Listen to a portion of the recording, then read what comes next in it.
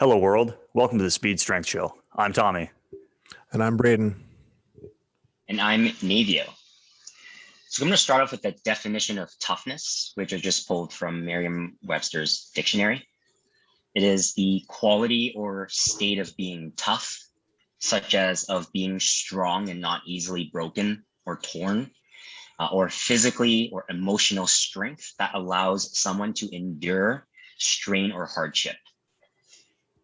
My question is, can you develop toughness without engaging in physical activities? And if so, how? I mean, I definitely think there's emotional toughness. I was going to say it depends on the toughness. I don't know if you can develop physical toughness or resiliency without a physical challenge, but you certainly could emotionally or cognitively. Yeah, I would say you definitely could not develop physical toughness without some sort of physical stress. But yeah, Now, emotional. could you develop, because often you develop emotional toughness through physical activities. We would know it, right? Given just our interest in our sports and other pursuits. But I'll give you a most extreme example. And my friends who know me will know I'm really into this stuff. I'm really interested in like special forces training. And yes, their job inherently is physically taxing. That's such a big component. But there's also all this like emotional composure that they need to have to be able to get those really difficult tasks done. And it seems like a large part of it also on the emotional toughness dimension gets developed through persevering in physical activities. And yes, there are emotional things that they do as well, which are like total, total different beast on its own. But it's always like, yeah, you gotta keep calm, you gotta breathe, and all those things seem to teach you to temper your emotions. But it's always done through physical things. I guess one of the things I'm thinking about right away is if you think like part practice and whole practice. So I feel like developing physical toughness, mental toughness, emotional toughness, that's almost like part practice. But inevitably at some point, like the body is so strongly linked together, all the different systems, all the different functions, that at some point you almost need to practice all of those together because they're all going to be present within a challenge. So you could maybe, work on a certain aspect of toughness in isolation. But in most cases, I think the way we deal with adversity or stress is going to be more collective than that. So at some point you need to bring the emotional, the cognitive, the physical toughness elements together. Because I think in the real world, it's really hard to have those separated. Yeah, I would agree with that. It definitely is very linked. Where and you hear people talk about like the body is capable of more than the mind allows, and like that sort of idea. So if you're trying to like run an ultra marathon or hold like an 8 hour plank or those like you the body is going to be capable of it a lot longer before the mind will allow you to do it. And the way you get to those feats is by like I guess telling your mind or your emotional state or whatever that you are capable, and kind of I don't know the right word, but it's more of a cognitive emotional toughness that gets you through those things because the body has been prepared to the point where it's not like the body's not the limiting factor anymore. And that sort of thing. And vice versa, when you do, like, I don't know about you guys, but when you do have like a really cognitively stressful situation or emotionally stressful situation, like I feel it physically. Like you get the knots in your stomach and those sorts of things, or you feel tired and things like that. So there's always like wherever the stress is coming from, you feel it in multiple planes, I guess, if you will. Because I didn't have an answer to this, and it's something that I've been thinking about a lot, in part because I'm so interested in this specific area of like extreme athletes. And this thought just came to me as we were talking. Do you think it's like directional, where if you endure physical hardship, it will lead to more emotional toughness, but it doesn't go the other way around? So if there were some sort of purely emotional or cognitive um, stressful event or training program. It doesn't have to touch the physical side, but the physical stuff always inherently encapsulates the emotional or the mental toughness. I don't know. Like I do personally, I think that there's going to be transfer in all directions, at least to some extent. And I think it's maybe more to do with like what is the absolute amount of stress that you've been exposed to, whether that be physical or emotional or cognitive or whatever, like whatever the hardest thing you've had to do. Um, it's not going to be apples to apples, obviously, but like if you've had a super, super stressful emotional state, how does a really, really intense workout compare to that? Or how does a really, really hard final or exam compare to that kind of thing, you know? And I think there would be a lot of people that say it's like, well, if I've made it through that, then I can make it through this because it's not that bad in comparison, you know? So I feel like in that sense, it could transfer. I wonder if it's because physical pain is maybe cognitively more easy to quantify. Like, because in your example of like the tough workout versus tough final, I've sat through some tough finals before, and I don't know, they always feel tough. I guess so do workouts, but there's something about like, is it just like the concreteness, or like the immediacy with which you can feel discomfort and pain in a physical activity, that is very real, very visceral. That helps. Like, I'm trying to think, if you were trying to prescribe a toughness development regime and you're like, I'm limited on time, I can only do one thing, I'd be like, do the physical thing, don't do the mental thing, whatever that may be. If it's like, 3D chess or a tough Sudoku, or like Sunday crossword puzzle, like do the physical thing, because this is probably gonna get you your best bang for buck in terms of overall toughness. I wonder if it's because the physical side is maybe not the limiting factor. Like Braden, you talked about, I feel like the brain and the cognitive side is way more protective than the physical side. I think probably physically the body has a greater level of resiliency rather than the mind.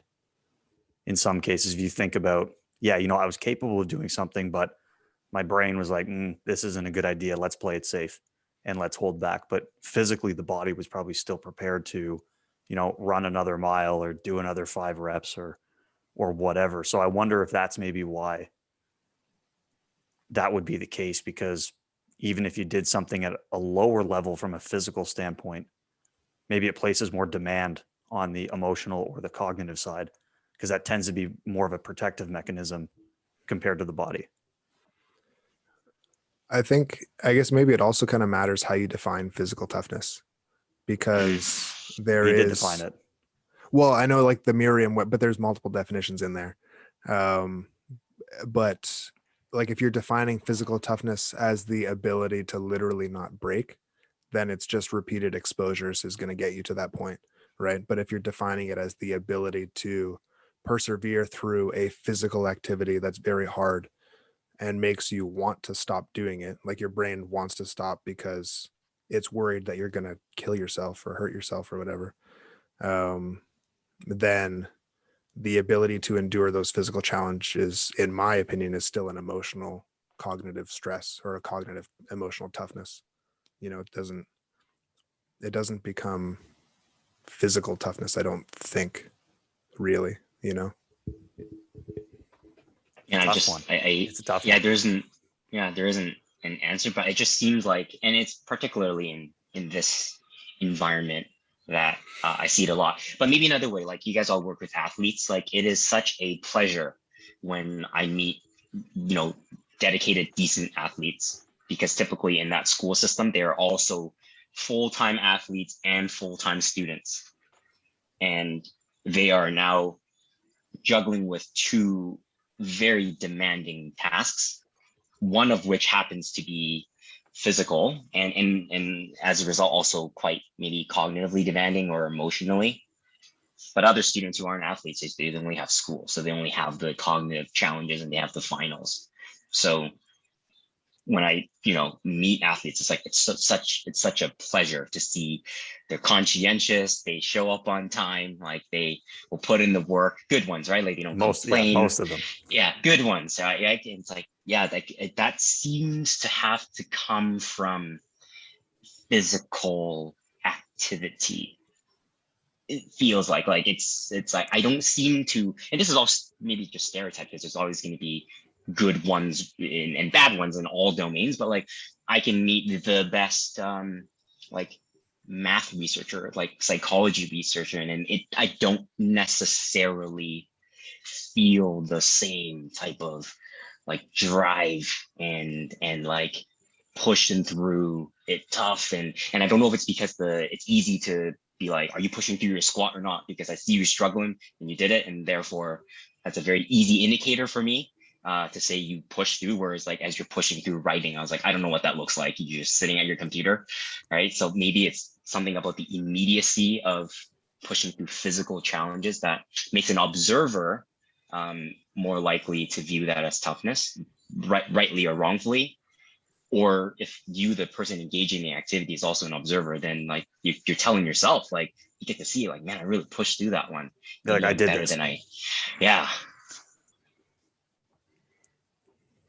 Yeah, it's Yeah. And if this is a flavor to what we're about to talk about, these types of questions in that perspective is how I view often sport and F1 and stuff like that. It's like that's how I kind of think about it. Even though I enjoy the sport, it's cool to see them drive fast or shoot baskets and stuff. But I'm like, let's peel a layer or two behind. I'm thinking about what gets them going. What makes that so interesting and also so challenging to define and answer. And there's different ways to go about it. Who's right? Braden, Well, he stole your job and he transitioned so I well. know that was such a good trans. I mean, that's perfect. So I feel like just take it from there, Nav, and introduce yourself and tell us, what your relationship with training and with sport, um, and then obviously all your what's the right word, expertise. That we're To the gonna. extent I have some No, imposter syndrome, man. no, you got a lot. You got We're a lot of stoked to expertise. have you on the show, man. I mean, first off, thanks for coming on. This is gonna be sick. No, I this can't is wait. fun. Yeah, thanks for having me. So obviously I met you guys in Waterloo, 2014. So that's like 7 years ago. What Man, has brought it been me that there long? was 2014. Like I felt like a kid. I still feel like a kid now. But I can't believe that I'm like 7 years older now.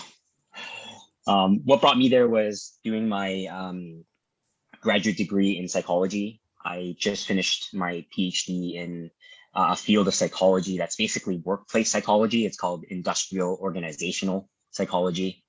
And I knew I wanted to do that for as long as I could remember, but I couldn't really pinpoint why exactly. But I took an aptitude test in grade 10 and psychology popped up as top of the list. So I took Psych 11, did really well. I took Psych 12 and I was the only guy in that class. Part of that class, you had to take care of an electronic baby for like 3 days. And it had trackers to tell you when, like, if it cried and you didn't soothe it, then you would get marks darked off. And they programmed it one night to like wake up every 2 hours to like feed it or change it or, pat it, burp it or whatever. And again, that's all tracked. So I was the only dude in that class, but I loved it. So I went to undergrad studying psych, and I knew through those aptitude tests, you needed to do grad school. So I was like, to get into grad school, you need to do like an honors degree. So I did that in undergrad, and then that somehow got me into grad school, and then I finished. So it was a very linear process for me to get into psychology because I knew I liked it and I connect usually pretty well and easily with people. But this specific field, though, came from my involvement with the Air Cadet program. So if you haven't heard of it before, it's kind of like Canada's best kept secret for youth. It's got its roots in the military. It was a program designed for boys aged 14 to 17. I believe they were trained to fight in World War II. So go into the program, get some real military training, and then they get shipped off and they fight. We've now pivoted that to essentially a cross between Boy Scouts and the Air Force, which is how Chris Hadfield describes it. It is a co-ed program, and you can be a cadet the day you turn 12 until the moment you turn 19. And there's different elements in the military, Army, Sea, and Air. So the cadets works the same way. There's Army cadets, Sea cadets, and Air cadets. So there's different, elemental things you learn. So Air cadets, you learn about flight. Sea cadets learn about sailing. Army cadets, like they do a lot of more physically demanding types of activities. But beyond that, there's consistency across the program, and you teach cadets about leadership. You teach them about teamwork. You teach them about, pushing through very difficult situations, be it if we take them out camping on a weekend and it's a little bit from a different environment from what they're used to, or maybe it's like competitions in band or drill team or sports. And because it's a program that's designed for youth, there's a lot of sort of interpersonal things during this time that are ripe for teaching moments.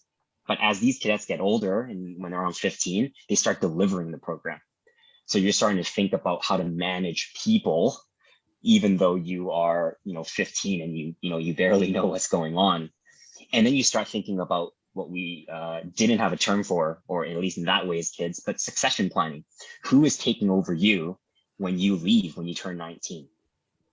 And so all these things I was kind of involved with experientially as this cadet, but I didn't know that there was a field of psychology that, looks at these types of problems until I started applying to grad school. I'm like in the midst of writing my GRE, which is the graduate entrance exam, graduate record examination.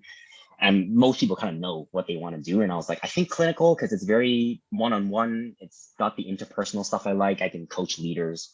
But then I find out that there's a whole field that like deals with these problems and not necessarily so big on the mental health. Like we're not treating, that would be outside of my wheelhouse of treating, mental disorders.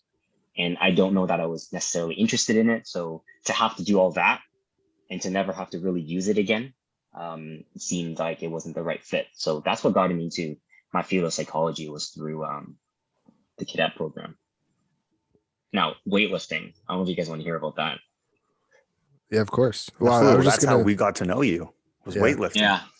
To us, you were Nav the weightlifter before you were Nav the psychology expert. Yeah. No, I was just going to say a lot of first. people knew. I was just going to say first that is really interesting that because I do think most people get into psych and like you have to go be like a clinical person. Like that's my brother is trying to go be a clinical person after a psych undergrad and stuff. So, but it's cool that you were able to find another way out and like a way that you're very passionate about to use those skills and everything. So, yeah. Yeah.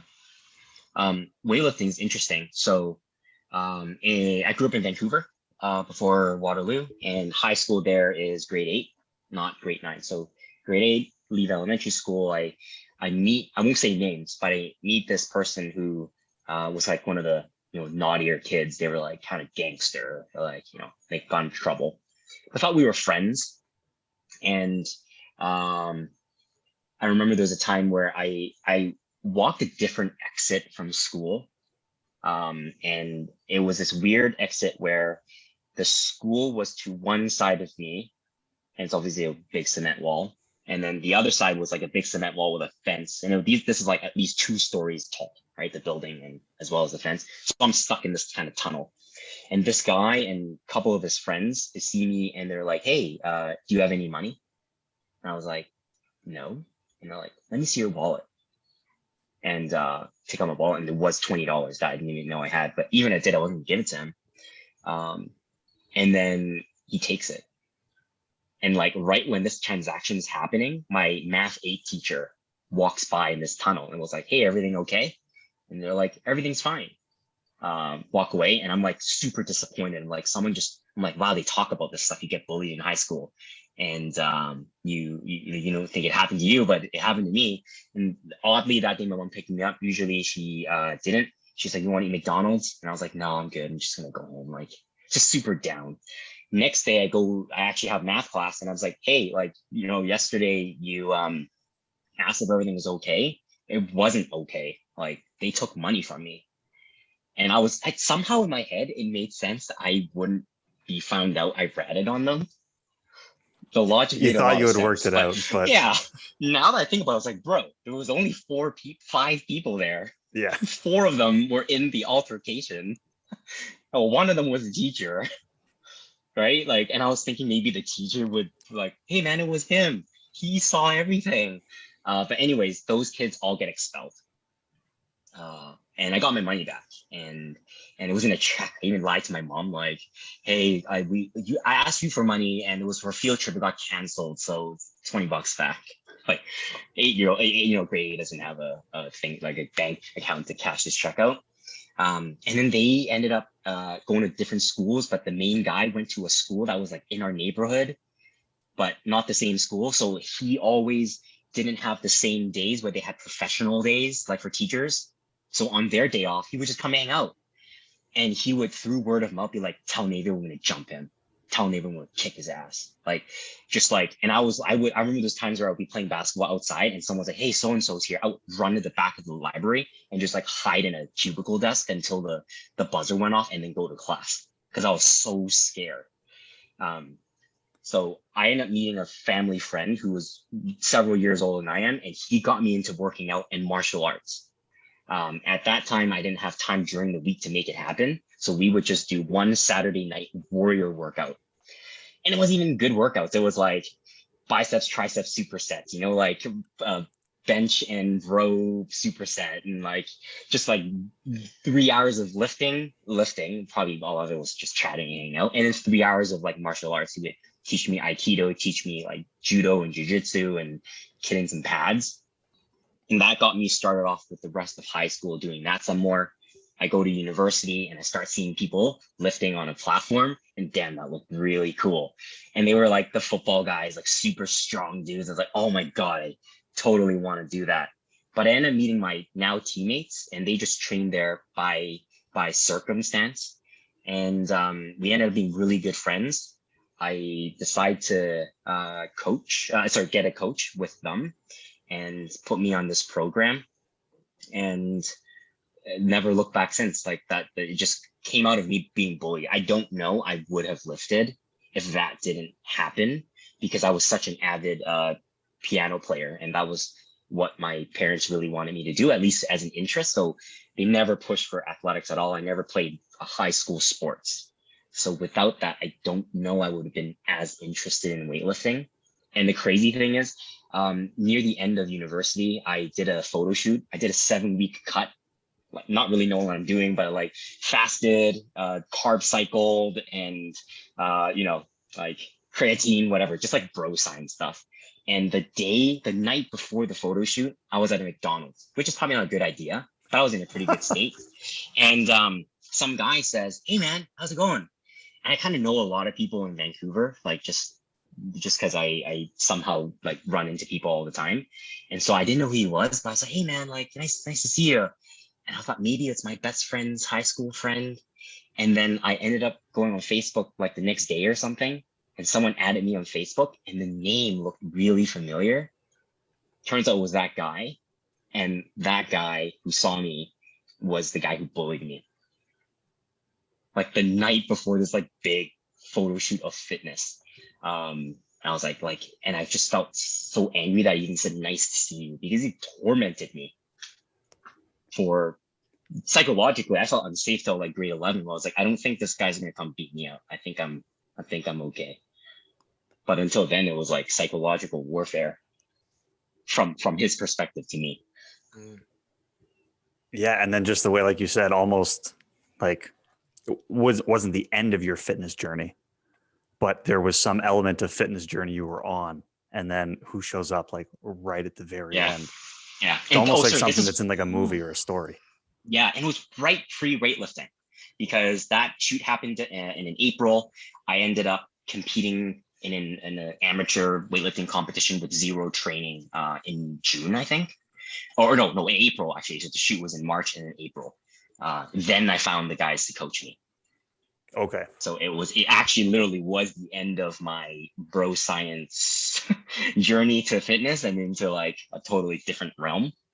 But it was weird to be like, right, yeah, to your point, right when it was about to end, the culmination of all my efforts, I run into this guy, I knew who he was, and it turned out it was him. Yeah, that's wild to me. Like just Yeah. how those circumstances, how it all just kind of cross paths Yeah. at that Weird. time. Mm. Yeah. Yeah. I mean, it's cool, I guess, that you didn't recognize him, that you could kind of like you had put that behind you at that point, you know? Yeah. He changed. Like I think I got fitter, but he definitely looked like he got less fit. You know, That's he gave up on the course, man. Yeah, that's what that kind of stuff, you know, that's what that kind of stuff's going to do to you. Yeah. Hate doesn't show you any love. No, and this is like, these are some things I didn't know. So it's kind of cool now that to hear some of the rationale as to why you're so passionate about weightlifting and psychology, and how almost those two things have kind of come together in a Yeah. sense for you. So I think it's always great to hear about why people have the passion behind what they do, because without that passion, then what you do it's pretty lifeless, right? It's just a mundane task that you just do and it's whatever. So, I mean, it I don't want to say it's a great story, because you being, you know, having to change the way you're thinking and feeling fearful is not great, but I think it's important to hear the passion behind people's interest. And to me, that brings like to light the reason. I'm like, now I get it. Now I know why he likes weightlifting. Now I know why he likes psychology. Now I know why he's so passionate about what he does, and makes me even more excited to hear about what you've discovered, what you've learned, and what you can share with coaches and athletes, and how your passion can potentially help others who are, in sport and in coaching and stuff like that. So I think the passion piece behind it is always so important. It it makes it like there's more like you said, more life to why I do what I do. And it's also why I've encountered some situations where people have not been as excited about my pursuit in these endeavors, and have like vocally kind of questioned those motivations. And looking back now, I reacted very emotionally to it. And even in talking to you about it, I'm like, well, obviously I would react very emotionally to it if what I do is more than what I do. It somehow I've put together this, understanding of why I do what I do based on some really like formative experiences. So it's not just weightlifting. It's like I started because I got bullied, and that did not feel good. And to be able to, as when you develop athletes, you can see the confidence like from like a 18-year-old kid who just got signed to like 22, he's a senior, like the chest, walk a little bit prouder. It's like, wow, to see that evolution come through such really a mundane activity. Like if you boil down to any sport, it's all silly. It's like a game, but through that experience and those experiences, like it can really develop someone into totally someone else. I've experienced it myself. So like it is why I do what I do, and that I believe it can help other people as well. Yeah, definitely. I mean, like training and athletics, like all that stuff can have such a formative, influence on. I mean, anybody, not just young people, anybody. And I don't think it's something that coaches and strength and conditioning coaches, especially, like take into account all the time or take advantage of all the time. That you can have like a meaningful impact on this person's life, not just their training, um and when that person becomes more confident and more self-assured and knows what they're capable of and those sort of things, then like their sports performance and their training and like everything just explodes because of that too, so it's yeah, I'm really excited to learn like what you've learned from like a completely different field, that people wouldn't think to look into Yeah. and see how it applies, Yeah. Well, I know like the term industrial organizational psychology is like a mouthful, even for me. Like I just, it's like workplace psychology. Like there are two words to the field, industrial and organizational. So typically the research seems to be separated into those two, although there's some interdisciplinary aspects to it. On the I side, so industrial, it's kind of on like the job. So how do you define this specific job you're trying to hire for? So it could be as simple as writing appropriate and effective and clear job descriptions, because that's sort of the initial introduction or foray for someone to go, do I want to do this job? And you want to make sure you write it clearly so it accurately describes what it is, but hopefully also is done in a way that it entices people to want to sign up. Not in false ways, but there are ways to write them to be a little bit more clear, let's say. Now that you have a job, you also want to know, can I predict who's most likely to perform well? If I can do that, then I get better staff on my team, and hopefully they stay a little bit longer. And in the time that they stay there, they probably have a better time, and so do I, as someone who's either working as their boss or as a colleague. And then once you're in the job, how do you kind of train and develop people in these jobs? I'll go into a little of the research later, but I'll talk about the O side first. On the organization side, it's a little bit more sort of broader, big picture. It's like relationships between people and employees, how these relationships affect employees and their performance at work, and might include like aspects of leadership or workplace culture, which you probably hear of quite often now. So getting back into research on the I side, often you're looking at if you can predict job performance. And there seems to be two heavy hitter variables that across a broad range of literature, they're strong predictors of job performance. So on the job description side, we call this like your task performance or what you're hired for. The strongest predictor is intelligence. So if you do a standardized measure of general mental ability or intelligence, IQ, different words for the same thing, you're likely to find a very strong, I don't know if I want to say linear, but it's quite, in that type of trajectory. The smarter you are, the better you are going to be at your job.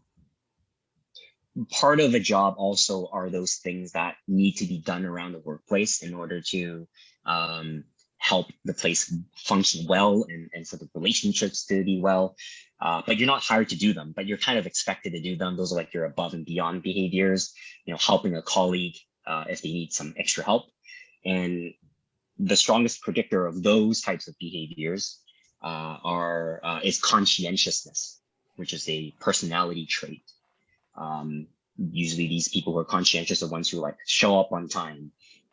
They, put in a lot of work and effort into what they do. Between these two, in predicting, if I call those two variables as job performance, you're looking at 50% of the variance of job performance as split up like that, as predicted by these two variables. And it's since this body of research now that people are trying to find these silver bullets to explain the other 50%. Because like, how could we be so good at knowing those two? What's missing? Let's get it done. And we select for those, and we're probably in a pretty good spot. And people haven't been that successful. It's like things that contribute, but nothing as convincingly as like those two. I think it would be the same as like any average person who wants to improve their mood and physical well-being. You're like, go for a walk in a park. Like that's probably good for you. Like, or maybe it's like do kettlebell swings, and you're probably overall pretty good. Like on average, you don't have to go into crazy things. And those are our two variables on the industrial side. I'll pause there because there's so much. Oh, I was just going to say, even though this is a field that is specifically from a research standpoint unrelated to sport. And Nav, you've been through a master's, you've been through a PhD. If there was anything I learned in my master's, it's that as coaches and athletes, if we silo ourselves to only thinking about how can we look at sport and athletics and training in order to improve, you leave a lot on the table, because there were a lot of topics and a lot of areas of research that I got exposed to on my master's that I think helped me with coaching that initially had nothing to do with coaching or sport. That wasn't the purpose. But as you described what you just did, and Braden, maybe you agree or disagree with me, there were things there when you talk about job descriptions and how you find people. I'm going, that's recruiting. If you're a sport coach, there's an element to recruiting there. The way that you interact with your other coaches, your other athletes, the coach athlete dynamic. There's so many things that you just talked about that could be applied to sport, that even though it's a topic that isn't inherently sport, it kind of is when you start describing it without the, industrial, organizational, workplace, whatever. As soon as you take those words away and you just have the description, there's a lot of sport in there, I'm finding already. Yeah, 100%. Like, yeah, I mean, obviously, like there's so many relationships at play in sports, or in like a weight room environment, and leadership is gonna, like, anytime people are together, there's gonna be a lot of relationship things to consider and leadership things to consider. But yeah, like with the job descriptions, like that could be like a position that you're describing, that could be a focus of a training block that you're describing. Like, this is how it's going to benefit you. Like, this is why we need you to be doing these things. It could be a specific exercise. This is how gonna, like, the way you describe things, you need to be accurate. Like, to your point, you need to sell what it really is, but you also need to sell it to get people to understand like why it's important for them, and those sorts of things. So yeah, there's a ton there for sure. Yeah. And Brady, you talked about leadership. So that's kind of where my sort of research focus was when I did my PhD. And there are definitely some like big leadership theories, but one of the challenges with studying leadership is that there are so many leadership theories. So even before I kind of go in deeper, I thought it'd be interesting to kind of hear from your guys' perspective, just, kind of stream of consciousness. When you guys think about leaders in your respective sports or jobs, what is that like? What does that look like? Why does seeing those things make you go, yeah, that person is a leader, versus someone who doesn't do those things and is not, as a result, a leader? I mean, I guess for me, first, like, you need a base level of knowledge and experience, probably a base level of like confidence in what you're doing. But I think when you have those, the thing that really sets a leader apart is probably the way, like, how they get respect. Like, everybody that they're leading respects them, and they follow this person because they all respect this person a lot. And I think that probably, there's probably a number of different ways where you can earn that respect, whether it be like straight up performance, like, you were good at this thing, so I'm going to try to get you to make me good at this thing. Or like caring, just pure compassion, or sharing knowledge, and that sort of thing. But I think the biggest thing is probably respect, and then like confidence in those base level things that you need to succeed in that kind of a position. What Yeah, you, Ty? for me, when I think of great leaders, to me, great leaders listen and they don't care. And what I mean by they don't care is they don't care if there's like a way that, obviously within the rules or the laws or whatever, but if there's a traditional way of doing things, they're okay with doing things in a different way, even if the traditional norm is you do it this way.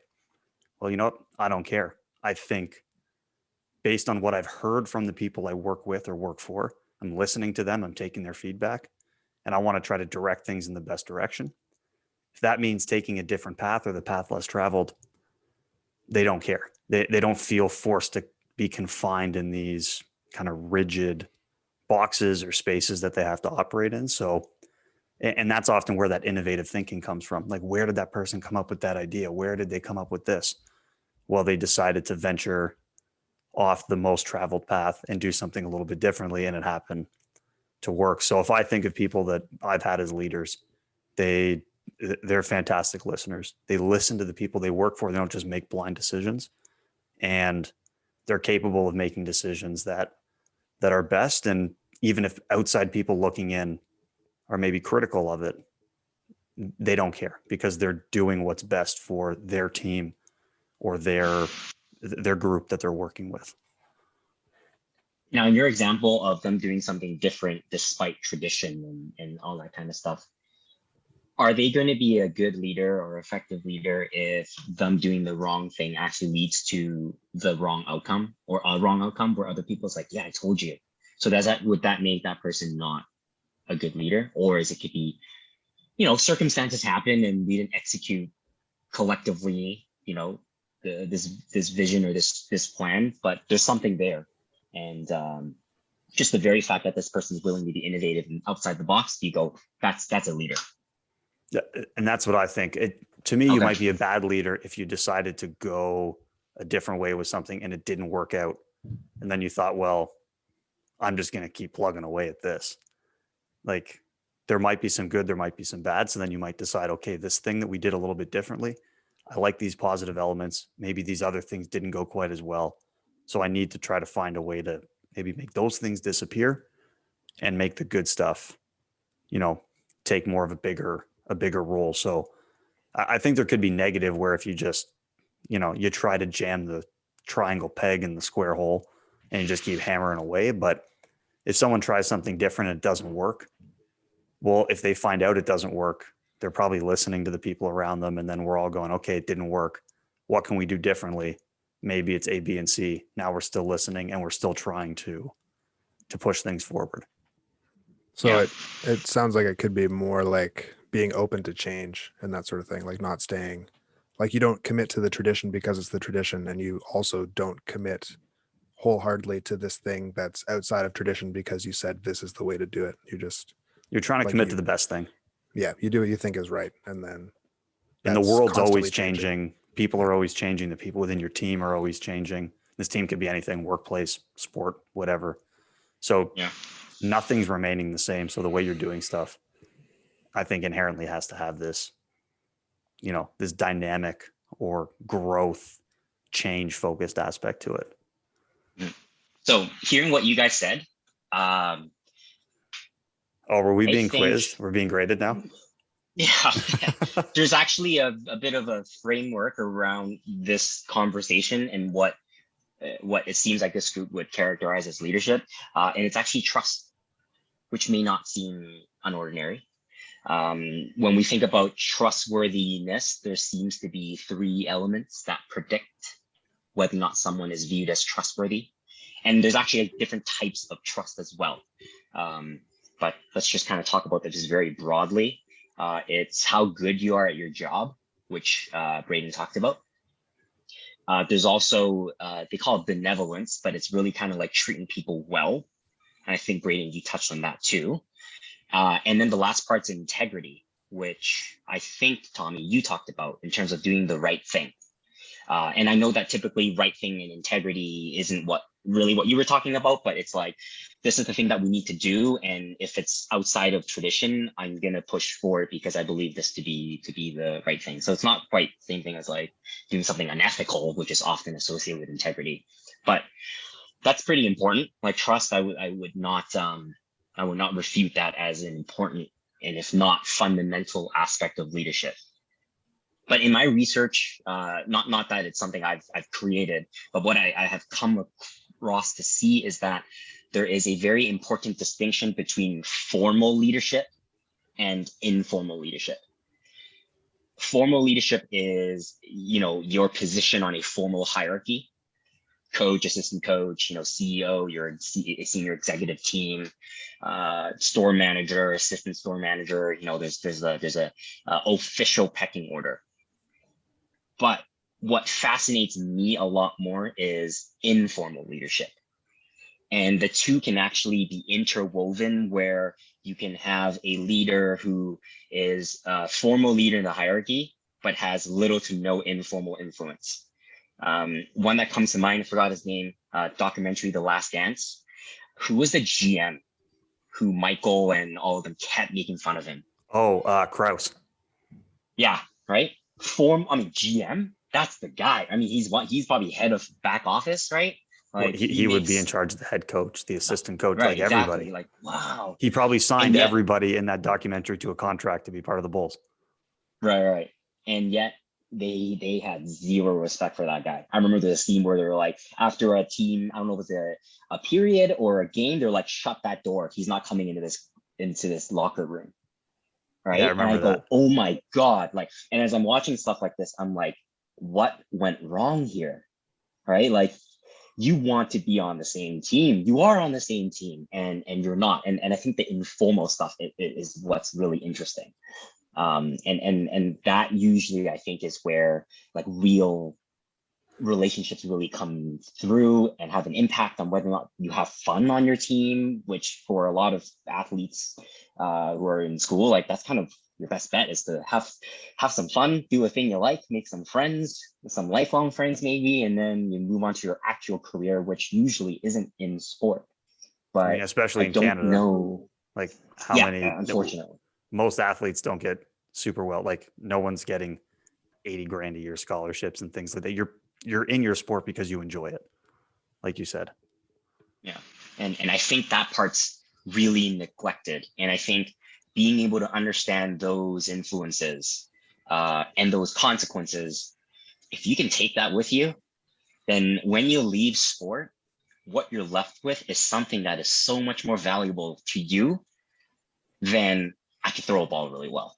I can lift this bar really well, which in the grand scheme of things is like nobody cares. Like my friends who watch my weightlifting competitions will literally sleep through everything except for my 6 lifts, which are broken up by the way in like 2 1 hour periods, right? So even my teammates don't care about the sport and they love them. They're the only ones who would care about the sport at all.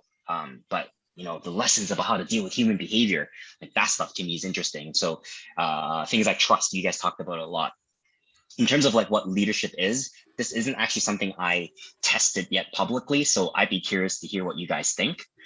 There is this theory called implicit leadership theory.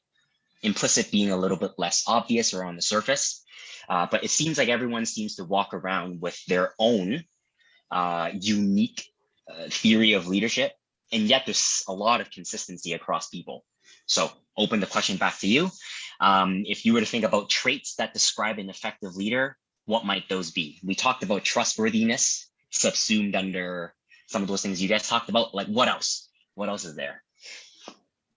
Like effective leaders, good leaders. Braden, I go back to was this episode 2 or 3, the one where we talk about mentors and influence? Yeah. And to me, like if you're a great communicator, right? Someone who I kind of go back to, they listen well, they deliver information or ideas really well. They're able to work with people from an interpersonal type standpoint. So the communication piece is really important. I've never met a good leader who doesn't communicate well. I don't know. I haven't seen that. And we talked as well, Braden, about like a lifelong learner, someone who always wants to learn, wants to develop more knowledge, find new and novel ways to get things done. And to me, I would think that leaders would possess those qualities. They communicate really well, and they are always on a journey of self-learning and trying to get better. They're never happy with just being where they're at and trying to carry that for the rest of their life. Yeah, so I would I would add a couple things to that, but I feel like those three, like the trust and the communication and the student of the game is what we called it in that episode. Yeah, that was the Uh, term we coined. Yeah, that's right. I think like that pretty much that Dude, can that's gotta be a t-shirt. That's gotta be your thing. Student of the Elite game. Performance Show, I will buy one. Okay. All right. Well, we've We'll already have made one sale with we'll a have to product think we don't even about have. yeah, we'll have to think about merch for sure. Yeah. But I think those three kind of encapsulate all of it. Because I would add like compassion and like caring about the people that you're working with or working under, working for, whatever. But that's within trust, as you were just explaining. Yeah. the student of the game is kind of like, that's a huge part of being good at your job. The like I would add confidence to that, or confidence slash courageousness. Like I think it's important that you believe in yourself and you believe in the people that you're working with and what you want to try to do. I think if even if it's the best possible thing and you care about everybody and you communicate it well, if you don't believe in it, then I don't think it's going to have the same impact. And then like courageousness is kind of like the integrity thing, I think, as well, where you're willing to step outside of what other people think is correct, and maybe you're not 100% confident, but like you want to try because you do generally, like, you legitimately think it's correct. Just, you're worried about the outcomes, but you want to try anyway. That kind of stuff I think is important as well. So all these elements that you guys talk about are so consistent that even kids say very similar things. There is a YouTube video like back probably in the 90s. You Google it or YouTube it and just go like kids video, what makes a good leader? And it's like these elementary school kids are like 5 or 9 and they're being asked what makes a good leader. And they're like, I think it's someone who is nice to people. And then they'll be like, I think it's a man who, and then the girl goes, or woman. And he's like, or woman. It's like they're kids in the 90s and they're like so in tune with these traits. And so this theory says that we all have these types of traits. And to the extent that people, when we meet them, based off of either real data in observation and behaviors and stuff, or just like they exude some cues. Like, if you stand up with your proud chest, like a proud chest, you probably look confident, even though you could be super shy, right? So there's elements that are more observable or less, or a little bit more concrete or less.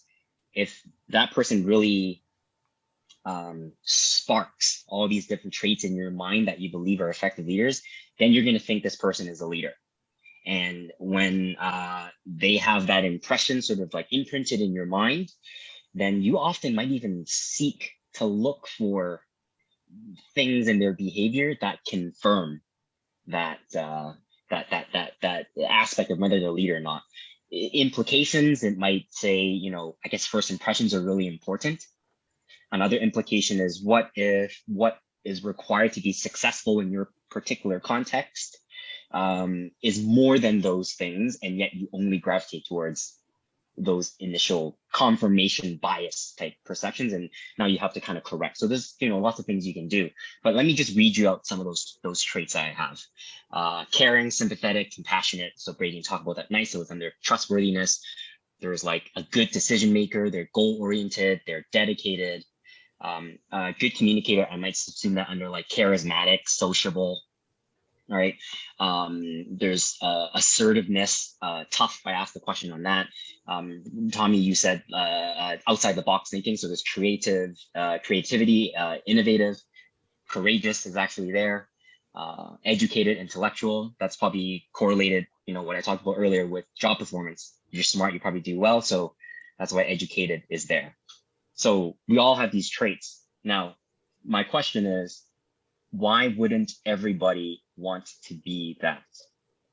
Because if I were hiring someone, I wouldn't want to hire people who were not compassionate, who were not courageous, who were not educated, who were maybe charismatic. I don't know, right? Because some people are like Tommy and I like F1. Like Kimmy's not charismatic at all. He's literally the opposite. And there's even despite that, there's a little bit of charm in there that you kind of really like about him. But like I pose this to people all the time, and they go, yeah, I would love to only work with these people. So aren't we just trying to make leaders good people? Like, to me, what a leader is someone who is a good person. And I know that definition is super vague. And I know in the context, it means something different, and culturally how you display whether or not you're good or not, right? It differs, but at the core, I'm just trying to hire some good, hardworking people who are good at their job, nice to people, and they'll do things when I tell them to do it, and will do things when I don't tell them to do it, and don't follow into a trap of tradition. Like, just because it worked then doesn't mean it works now. Like, isn't a leader just a good person? I mean, I would say so. Like a leader is a good person who is also good at their job, I think is what I would say, or good in the role that they're in.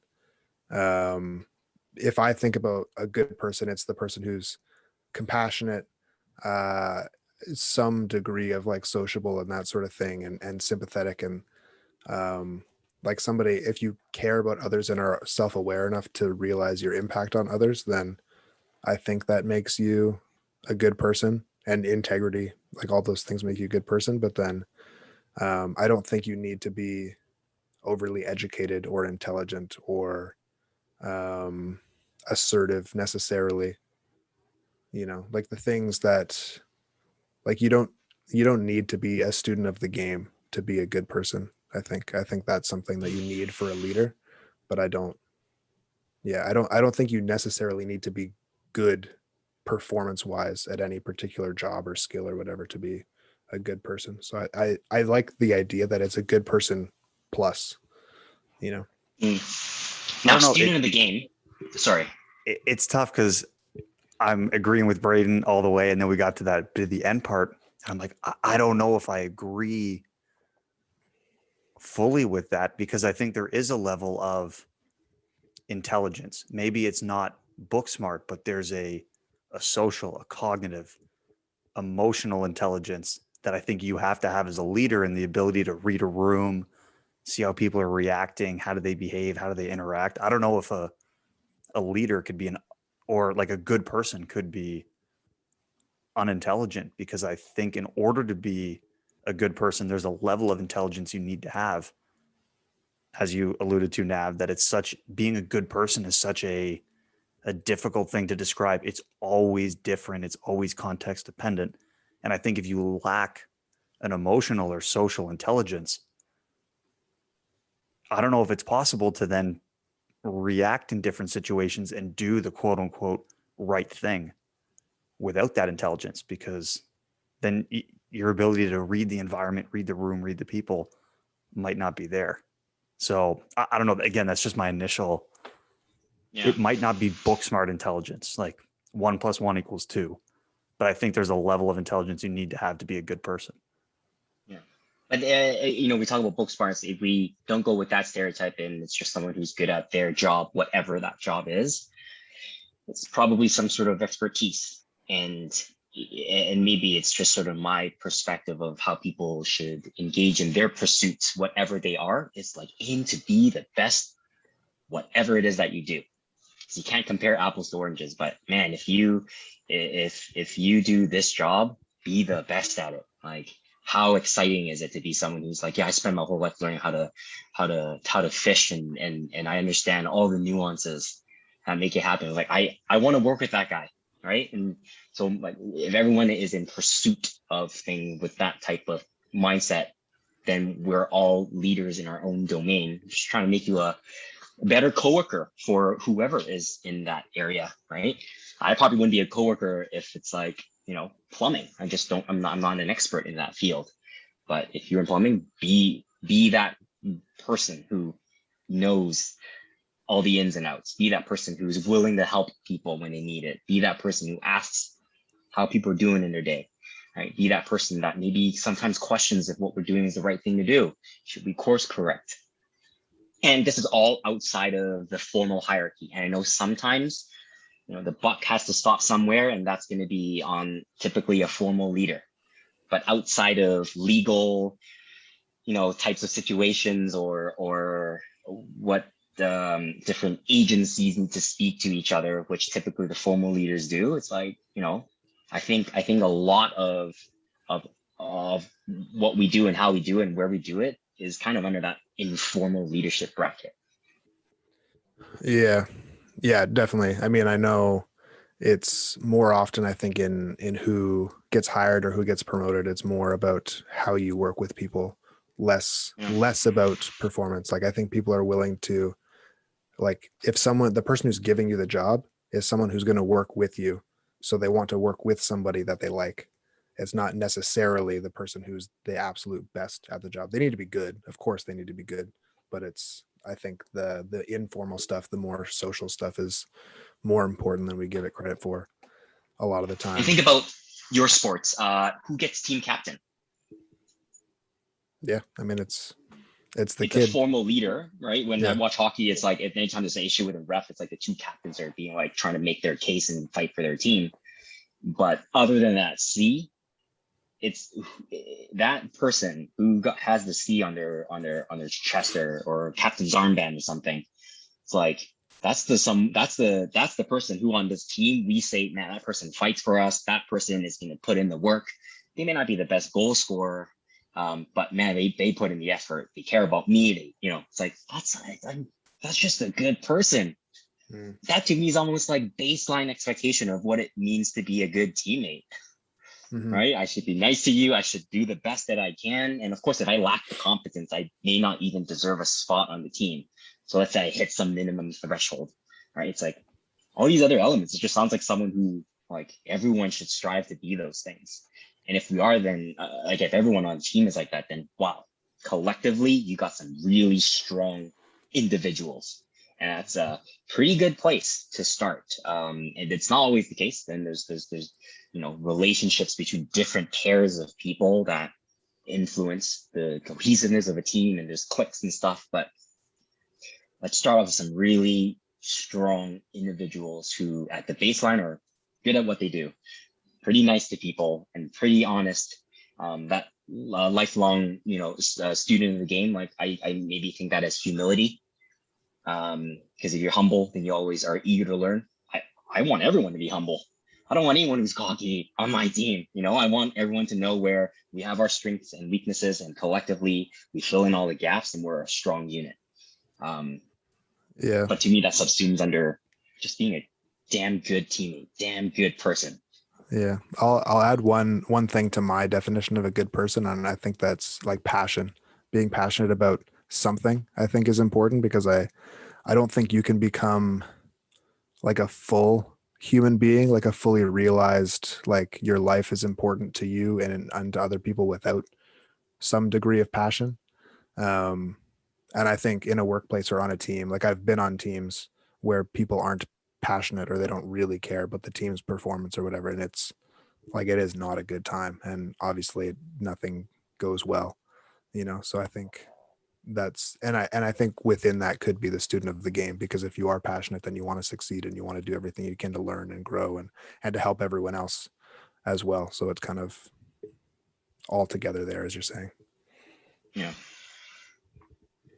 And I guess in this era of like my field of psychology, there's so much in terms of research topics, because now that we kind of get down to the core of what we do, is just like people in places is what we study.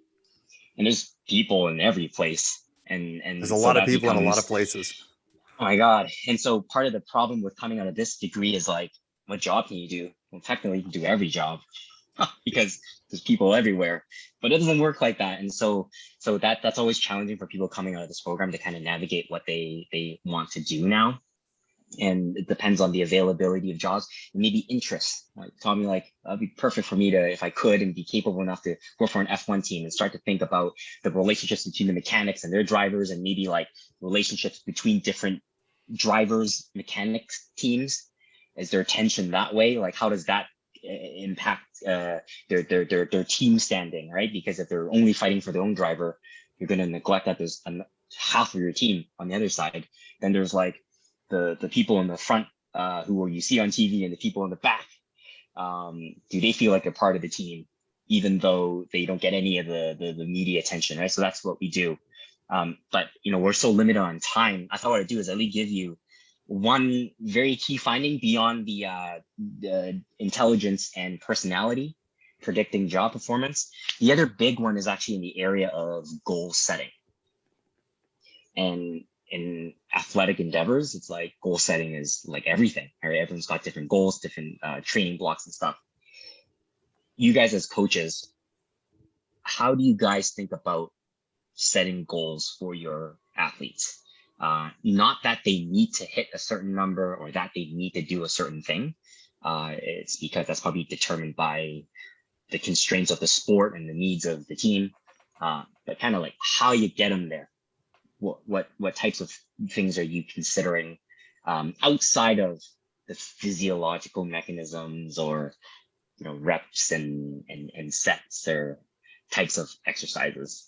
What are the things you guys thinking about to make sure you're setting the right goals for your athletes to elicit the highest level of performance for them?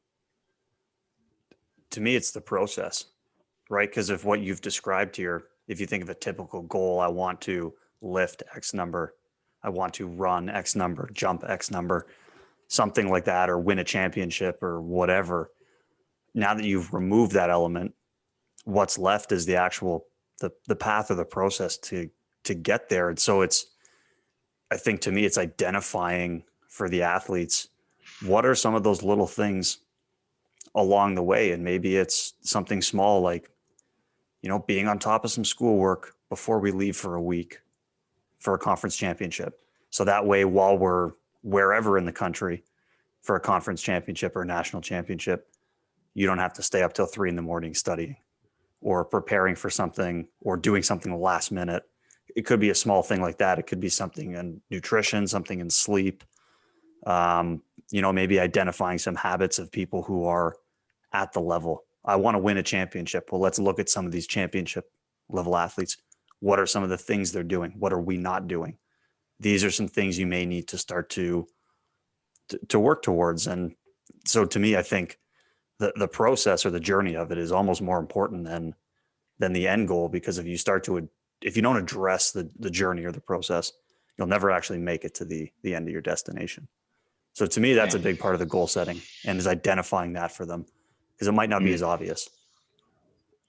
Yeah, I think for me, especially like in a sport like powerlifting, people like not everybody, but a lot of people are very like, I want to hit this number at my next meet, or I want to hit this number at the end of the block, or whatever. And I'm always just like, well, I mean, maybe you will, maybe you won't. Like we don't have any control over that. Like if we could just pick a number and decide that you're going to lift that, then I would make everyone lift 1,000 pounds at the end of every block, but that's not going to happen. So I try to keep it within things that people have a 100% control over. Like as Tommy's saying, like you can control your process, you can control like your time management and things like that.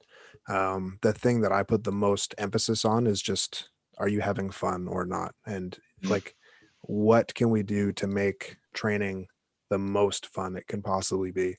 And I think a lot of that is just mindset and understanding the process and things like that. And trying to I don't know, just like I choose your mental state, choose your thoughts and things like that. And whatever I can do to facilitate that, whether it be sometimes I'll give athletes a choice, like I'm good, we can do any of these 3 things and I'm super happy with it, so which one of those 3 things are you most excited about? Or like when I'm working with kids, especially, like try to make things, they're still going to get the same output, they're still doing the same activities, but it's a game instead of a drill and that sort of thing. um or maybe it's just like explaining, like, this is why we're doing this thing, this is how it's going to transfer to your sport, so then it's like, oh, okay, now I get it. I'm excited to have this output on the volleyball court or in the on the platform or whatever. So I'm excited now to do this thing in the weight room that's going to help get me there. But for me, if the athlete is having fun with what they're doing, then they're going to get so much more out of it than if they were not. Yeah.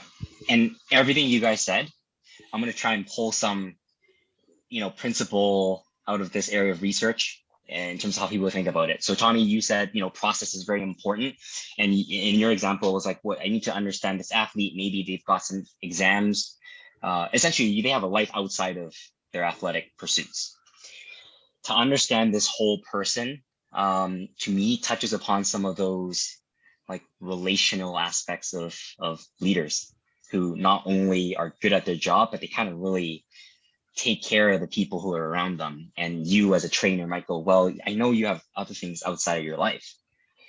The more you can have these conversations with your athletes that are informal, where's your head at, what things are you thinking about? Simple. But the principle of it is that you're taking on a very relational concern over someone.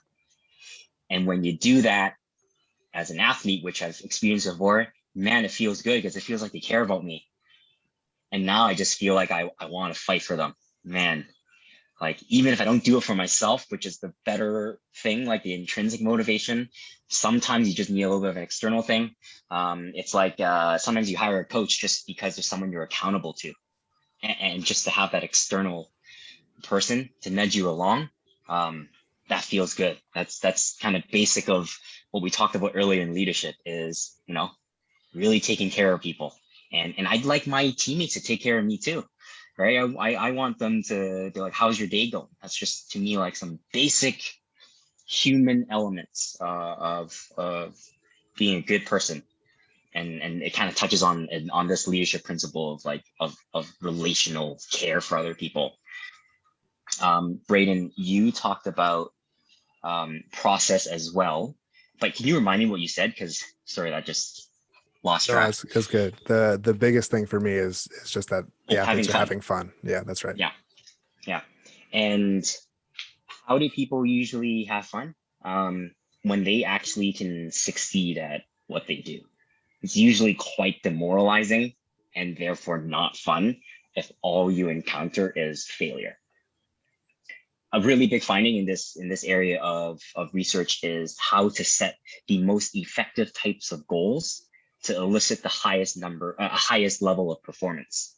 And the general understanding is a goal that is difficult and specific and attainable. These three elements together, when you think about and you can achieve in the training block or whatever it is that day, is most likely to elicit the highest level of performance, and typically people feel the most good. It's a very robust finding, and one of the main researchers that actually put together this finding is from U of T. So it's kind of cool that it's also Canadian as well, because my field's usually more like US centric. But we'll take a very classic example. Someone sees you, maybe they're not like super high performing athlete, and they're like, I want to get strong. That is not a specific goal. Depending on what it is, it might actually be not that difficult at all. And that is also very unattainable. Like, what the hell is strong, right? But if we can get to, I want to lift 500 pounds on my squat. Okay, we're very difficult and we're very specific, but it's not very attainable. And we need to scale all those goals down in a way that it is difficult for you, very specific in terms of being able to measure it. And then of course, hopefully you actually have the ability to achieve it. If I say I want a 100-pound squat and you're like, okay, how many weights do you have? I'm like, I have 90. Well, you'll never squat 100 pounds if you don't have the resources. So that's part of the attainability piece as well too. Have you guys heard of the acronym SMART goals? Oh, SMART? yeah, too many times. Yep.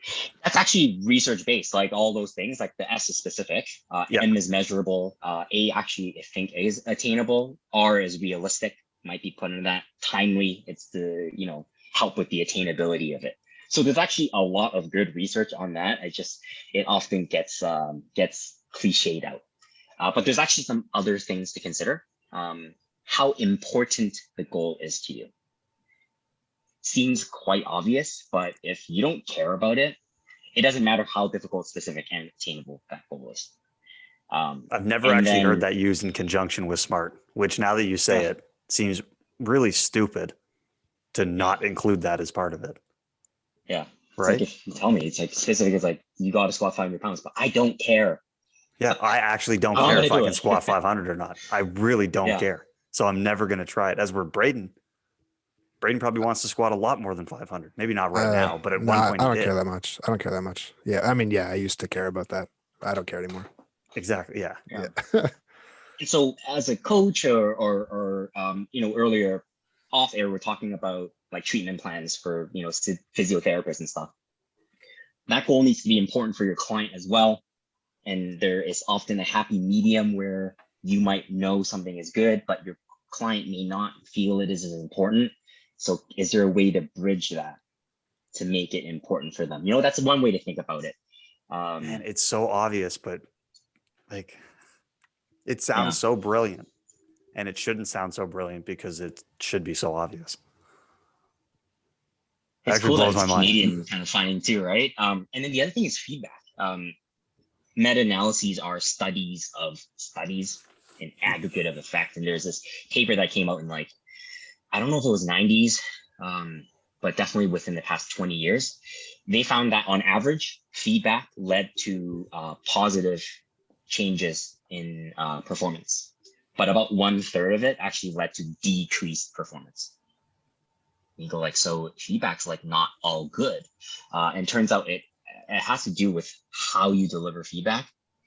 An acronym we teach in the cadet program, likely derived from the military as well, is feedback needs to be fast, which stands for frequent, accurate, specific, and timely. So you've got to give feedback all the time. What you tell people that they need to improve on needs to be right. Can't tell them the wrong thing. It needs to be specific. So it can't just be like, lift better. Yeah, get And good. you're like, I don't know what that means, right? And then timely. If you give me feedback immediately after the set, maybe even sometimes within a set, that's probably better than if you sent me a video afterwards, right? But sometimes circumstantially, there are things that are in the way and you can't do that. And so we will study these things in IO psychology around giving feedback, setting goals, and trying to understand whether or not someone might be motivated at work, why along their sort of career path, they might have lost a bit of that. And if we take the, like you said earlier, Tommy, like if we take the words industrial and organizational, this applies to sport. Well, I'm like, if you just take jobs and input activity, now that's everything. That's piano, that's sport, that is being a father, right? Maybe I need to, be a student of the game of that, because you will be, because there's new challenges all the time. And you got to think about, well, if I'm going to set a goal to be a good father, too vague. What is that, right? If you can set a goal where it's like, being a good father means I'm going to always put my child to bed. Probably difficult because life happens, but it's very specific and it's pretty attainable for the most part, right? Then if you, clear up that goal using this basic principle, then that's great. And then feedback from a spouse. If your spouse says, hey, you're not a good father, that's general. I don't know what you mean. Well, to me, not being a good father means you're not putting your child to bed every night, and I'd like some help to make that happen. You're like, oh, that's very specific. Like, that actually helps me understand where I'm going wrong, and what I need to fix is being there every night. So I'm thinking about, in terms of application in different domains, the principle and the theory is the same. Then applying it to that context is where it really comes to life. And that's why it's so robust, because the applicability of this finding is so cross-domain in every aspect of life. It's almost a little mind-blowing that it could be so applicable. Man, there's so much good stuff there. Like, just this is normally longer than we do an episode, but there's so much, like, Braden, I'm sure you agree with me, like so much applicable content. You could be an athlete, you could be a coach, you could be, and I'm saying that because most of the people that would listen to this are probably in the domain of sport. But I mean, it's so applicable to everything.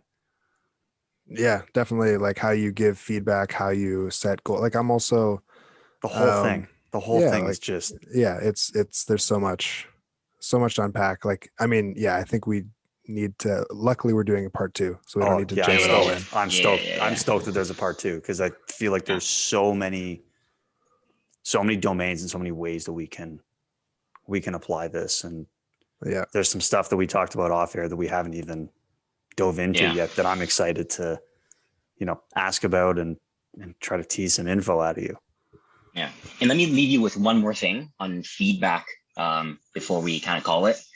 As a coach, how do you decide between when you might give positive feedback or negative feedback? Because, both might work.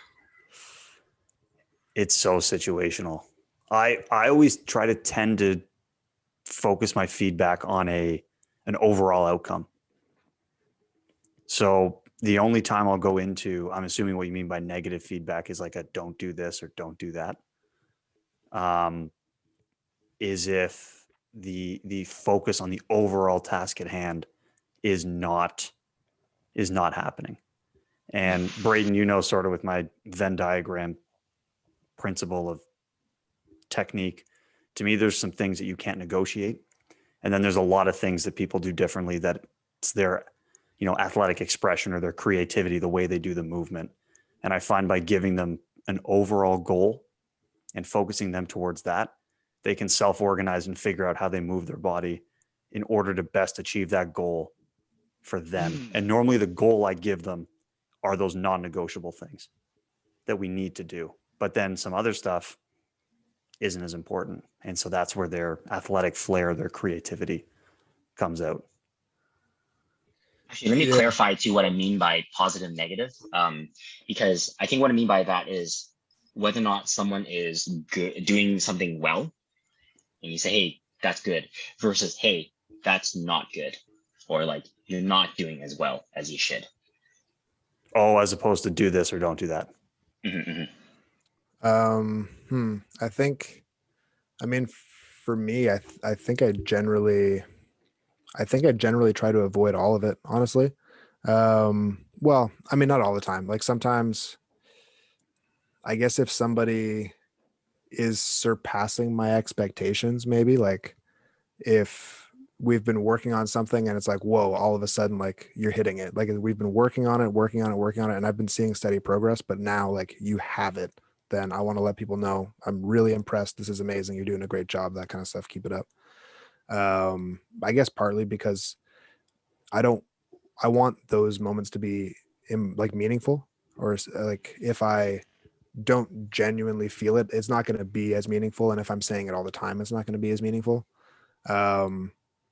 I don't think I ever want to say you're doing a bad job.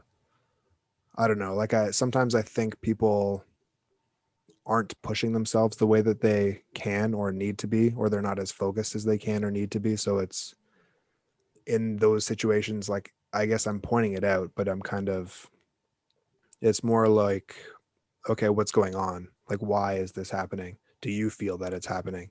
What can we do to get you back on track that way? It's not like you're doing a bad job, you need to focus, you know?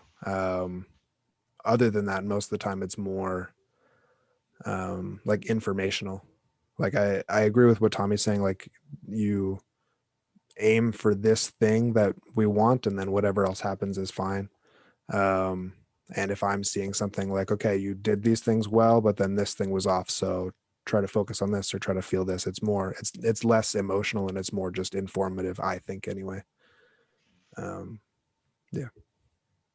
So one way I look at it is, you know, even Braden earlier said, you'll probably give a positive feedback if that person excels your expectations.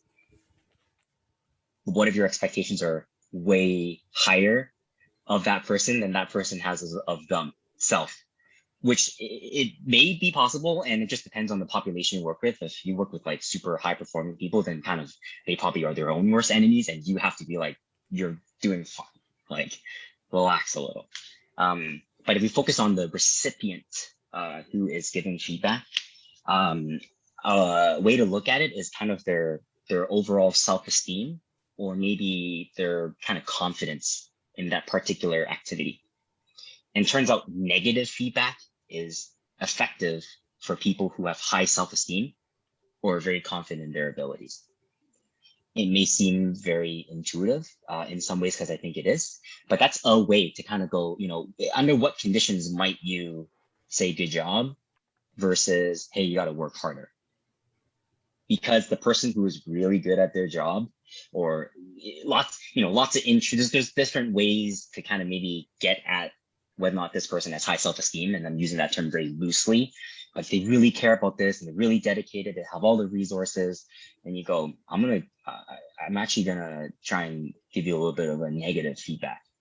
And why is, according to this really robust theory we talked about, is based on the difficult specific goals, and they have to be important, is goal setting really is where you are right now. You're going to create a discrepancy for yourself. then you're going to do everything in between to try and close that gap. And along the way, you're going to monitor where you are. If you're too far, we got to talk about whether or not we need to scale down the goal, or do we need to up the behavior? Sometimes it can be scrapping altogether because it's not important to you and you do something else, which we kind of talked about. But if it's really important to you and you all the right resources to get you there, by telling you you're not there yet, you're creating the discrepancy with this person. But they're confident, they feel good about themselves. There's no doubt that they can't get there.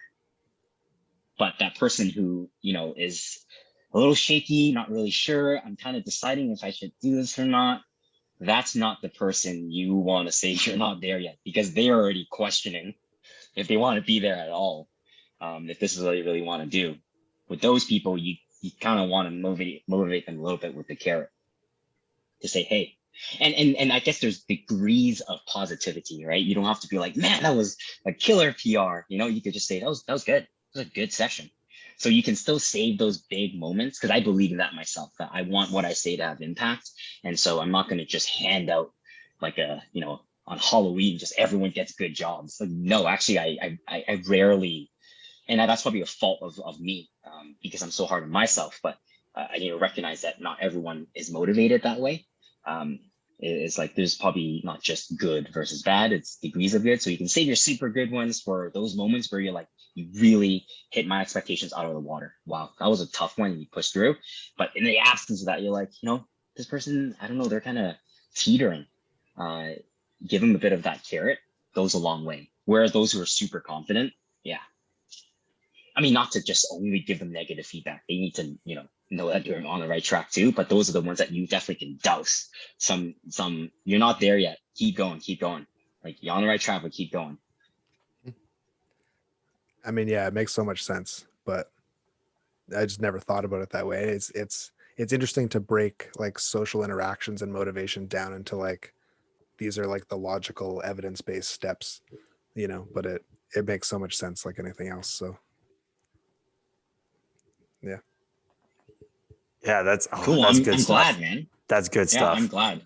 I mean, I don't want to, because all of a sudden now I can think of like 100 examples of like where I've done exactly what you've just described, but I didn't know I was doing that. Yeah. I was unaware, but I was like, because like you said, it's almost intuitive.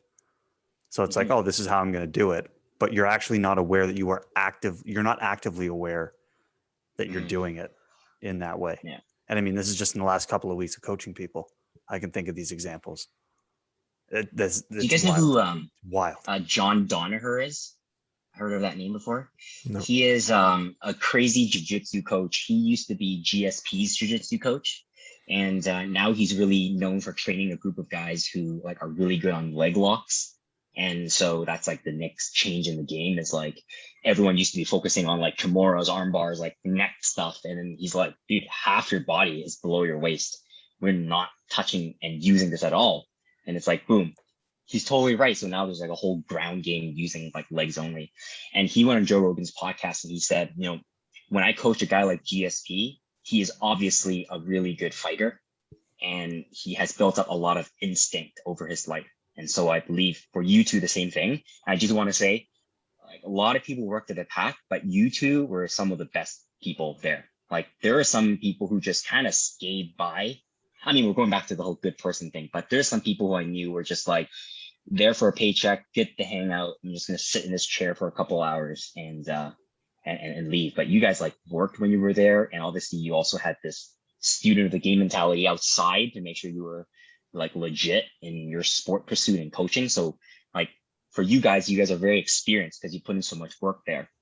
So much of these things are doing right are intuitive. And you just know like what you kind of generally should and shouldn't. And I feel like where often a value add for someone like me is to make some of those implicit things more explicit, which is how John Donaher feels like his job is. It's like, I can't teach GSP how to fight. Like, he's going to beat me up for sure. But what I can do is tell him more explicitly why he might be doing something and other things to kind of consider.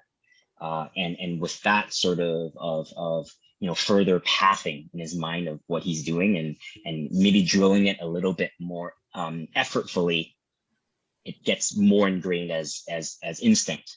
And like in most pursuits, it's first you put in the time, go nice and slow, and then you do it right, and you build the instinct, and it becomes easy. So often these things, I have no doubt you guys set good goals, give good feedback.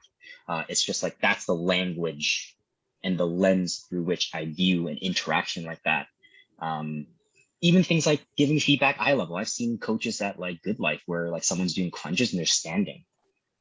Like, are you talking down to your client? Like, get down on your butt, talk to them eye level like you're equals, right? See yourself as part of the team. That makes it feel like that person has someone who's there going through it with them, right? I hate coaches that stand up talking down to their athletes. So it's like those things. I view it through that. I view it like extra layers beyond what's obvious, and maybe too much, because I could be reading into a situation where between the two that I'm looking, they're like, I don't care how you're talking to me. We're so close. You could be on your hands doing a handstand, giving me feedback, and I believe you. Fine. But just on average, I look at that and it doesn't look good to me, because I see that it could be an implication of maybe a lack of respect between peers. And to make it more explicit, you kind of think about it a little bit differently now. And that's hopefully, what I have done and can continue to do as we do more of these. You 100% have done that. Yeah, it's 100%. This is incredible for sure. And I mean, like I legitimately think we could go for hours on this stuff. That's why we have a Yeah. part 2. Yeah. So I mean, and it's the more we do this, it's seeming like it might be more than part 2, but we'll see what happens. There's a lot sure. more to touch on there with the motivation and the goal setting stuff, I'm sure, and more beyond that. So yeah, definitely excited to get into that. But before we wrap up, one question to ask you, Navio, is what kind of music do you like to listen to while you're doing your weightlifting and anything, I guess, in general? During weightlifting, a lot less now. I find that I'm recording a lot, so it's just annoying to start, stop. And so that's the same thing for podcasts as well. But I did, move to Stratford. So the drive between Stratford and Waterloo is like just this long, straight, crunchy road. So I really started getting into country music. Oh, no. Yeah. That is the worst And, genre of music on the planet. No, it's No. I Oh, think I used, I'll be honest. I used to say that because people said it. And I think I wanted to say that because I wanted to fit in. But if I really think about it, I think country music actually is really, really dope. And the guy I'm listening to right now, his name is Dean Brody. He's Canadian. I think he was born in BC. And I don't know how I came across his music, but that's sort of a go-to one. I'll just throw on, and it's cool. He'll throw in elements like he has a song called like Canadian Girl. So clearly it's a hat off to Canada, or he'll talk about something and then it's like the Blue Jays or something. So he's throwing in elements of Canada, which I kind of like too. Like most people probably wouldn't think that there's good Canadian artists, and I'm sure there are more that I don't know because I'm not totally a fan. But country, Tommy, it's good. And just Nav driving just down ruined the the street. whole episode. We were, Nav just went full Max Verstappen in Baku, and he was leading the whole race. He was killing it, and then the tire exploded and It was race the over. debris. It was the debris. It was the day. Yeah, talk to Pirelli. Oh no, country music. That's like the only genre I won't even consider listening to. I like that. I like that, Nav. Oh. I know the name Dean Brody, and if I'm thinking of the correct person, then he's got some bangers for sure. So. I've heard songs by Dean Brody, and they're bangers. You would no, agree. They're questionable. All right, fine, Tommy. What's better than Dean Brody then? Tell us. I've been listening to a lot of Carpenter Brut or Carpenter Brut. They're Swedish. I think it's Brut, Brut. Like a dark synth electro kind of music. It's good for it's got energy. It's good for working out. So I've been listening to a lot of stuff. I think it's one person. I'm not 100% sure, but yeah, it's got energy. That might make you drive too fast on the way to Waterloo. It's easy to drive fast on that straight road. But yeah, definitely Fun worth too. checking out. If you need something to listen to while you're moving fast and lifting heavy, it's got energy. It's good. Right on. This last, I guess it's been a little while since we've recorded, so it's been a while. But I've been listening to Machine Gun Kelly. Hmm. Just recently, like I saw him on SNL like months ago, and I was like, that's all right. And then like the last couple of weeks, I thought I'll just check it out, and yeah, it's solid. He's got a lot of range too. It's like some of it's like more pop rock, some of it's a little bit more punk rock, and some of it's like straight rap, which is pretty MGK, cool too. he goes pretty hard in some tunes. Yeah. There's some good stuff. Oh yeah. Is he always with Travis Barker or recent collaborations on songs? I think it's recent, I probably. think it's recent Okay. too. But Because I I follow mean, who Travis Barker hasn't on he? Instagram. Who And hasn't then he it's done like- collaborations with? Yeah. Like I think Travis Barker has worked with like almost like the guy's a legend. He's worked with almost everybody. Yeah. And I've always been someone who like, earlier said like, I, shout on country music because I wanted to fit in. I am someone who's like that. So it's cool to see someone who could express himself like musically and just like the style and stuff. Like, wow, he is so out there. He's totally throwing himself out there. And it's authentic to him. Like, I don't think it's just a kind of act. But for me, I'm just like this very proper person. I couldn't imagine myself just like crazy hair, tattoos, like clothes. And like, I'm just a t-shirt jeans kind of guy. And he's like not even close to that at all. And it's kind of admirable to see. And then to, of course, see the music come out that way too. I will say there is no better music to listen to on a country road, sunny summer day, windows down, than country music for sure. For sure. You have to try it, Tommy. I have. Do it I in your don't- golf car. We don't have time to get into that. That's a dream car. We'll see if I ever get it. All right. Yeah, I mean that was great. So yeah, thanks again, Nav, for coming on. Look forward to the next one for sure. Very excited to get back into all that and peel back some new stuff as you alluded to us off air, and we'll see what that looks like, and Yeah. maybe see how we can apply things a little bit more too. Yeah, I'm so happy to do this and continue to do more of it. And I think this one is a little bit outside of what these ones usually look like. So by the time we do the next one, there might be, some now more specific questions, right? In a scenario that you guys can start thinking of. Now that you know how I'm even thinking about these things, which is just one out of, many ways. But hopefully it'll help maybe shape some of the literally feedback that I would give to the questions. Because now that you have time to think about, what types of things I'm thinking about. Whereas for you guys, it's like you're so nuanced and specific in the physiology and how things work with the human body. And I'm more like the human mind and how people interact. Yeah. It's been fun. Thanks for having me. I'm stoked for part 2. Yeah, absolutely. So yeah, I mean, if anybody has any questions for us, let us know, and we'll make sure to get you the answers from Navio, and or anything else you want us to talk about. Let us know on Instagram, Speed Strength Show, Speed Strength Performance, or Braden Southern for us. Navio, do you want to plug anything or plug your socials, or if anyone wants to reach you, that sort of thing? Probably Instagram. What's my Instagram? Smooth Navigator, probably just as spelled. Yeah, That name. name actually I got from, I worked at like the equivalent of the Pac Gym in UBC. And my first day, this guy who played football was opening with me and showing me the ropes. And he's like, "You're like smooth operator." It's like, no, smooth navigator. So now if I get a suit, I have it embroidered inside the jacket. Oh, that's awesome. That's amazing. Yeah, and then like obviously Instagram handle. Yeah, that's awesome. And now that you've attached a story to it, people won't forget it and they'll know where to find you. That's right. That's right. And yeah, so we're looking for the next one. Looking forward to the next one. Sounds good. That was the Speed Strength Show. Thanks for coming along, world. We'll see you next time. Peace.